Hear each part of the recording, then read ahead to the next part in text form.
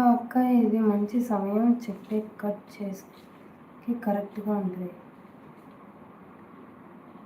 చెప్పే కట్ చేసుకోవడానికి మంచిగా ఉంటుంది అంటున్నా. ఓకే, ఎవరు లేరుగా చెప్తాను చూడు. పొద్దున్నే 5ంటికి లేస్తున్నావా? లేచి రన్నింగ్కి వెళ్ళు.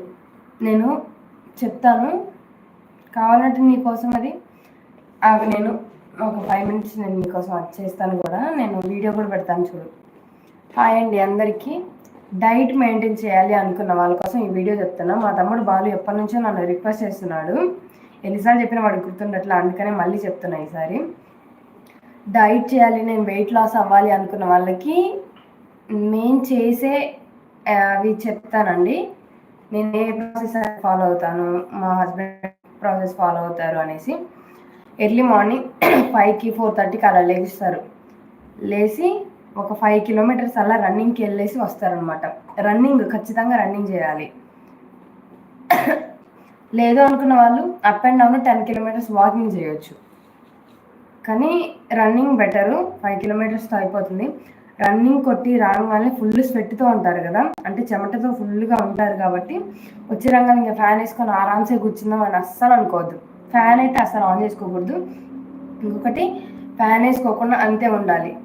ఇంకోటి, హాట్ వాటర్, బాగా హాట్ వాటర్ వేడి చేసి వాటిల్లో కాఫీ పౌడర్ ఒక చెంచా అట్లా కలిపి బ్లాక్ టీ అంటారు కదా, బ్లాక్ టీ తాగాలన్నమాట.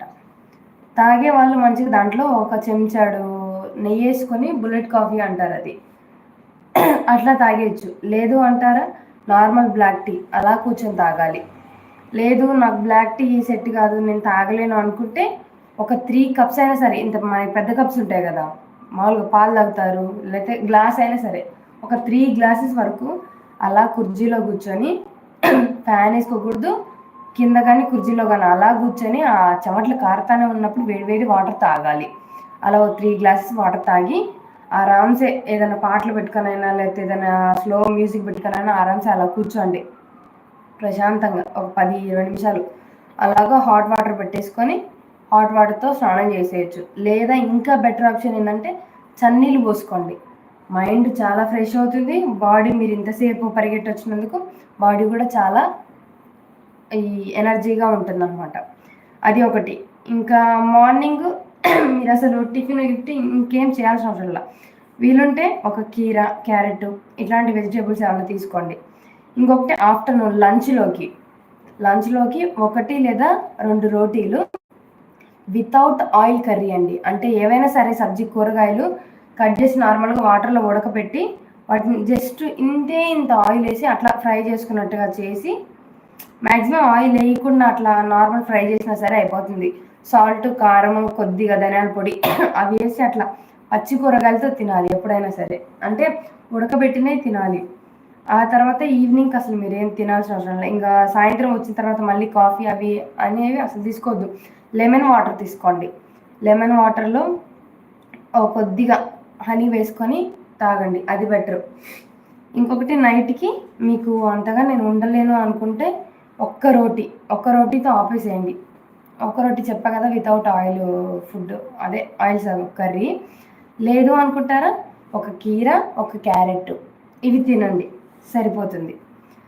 ఇంకా మాకు కీర ఇవన్నీ దొరకవు, నార్మల్గా దొరికే వెజిటేబుల్స్ అంటారు. మామూలు దోసకాయలు మన సైడ్ చాలా వరకు దొరుకుతాయి. ఏవైనా సరే పచ్చి కూరగాయలు తినగలిగే వాళ్ళు పచ్చి కూరగాయలు తినండి. ఒక 1 మంత్ ట్రై చేయండి. ఇలా వెయిట్ లాస్ అవ్వకపోతే నాకు కామెంట్ చేసి, అక్క మీరు చెప్పింది అస్సలు వర్కౌట్ అవ్వలేదు, మీరు వేస్ట్ అక్క అది చెప్పింది అని నాకు కామెంట్ చేసి నన్ను అడగండి. మీరు కనుక ఒకవేళ తగ్గకపోతే నేను 100కి 100% గ్యారంటీ ఇస్తాను. 100కి 100 అంటే మరి మీరు అనుకుంటారు, 90% గ్యారంటీ ఖచ్చితంగా ఇస్తాను, వెయిట్ లాస్ అవుతారు. ఎందుకంటే మేము చేసే డైట్ అదే కాబట్టి. వెయిట్ లాస్ అవ్వాలనుకున్న వాళ్ళకి ఓకేనా అండి?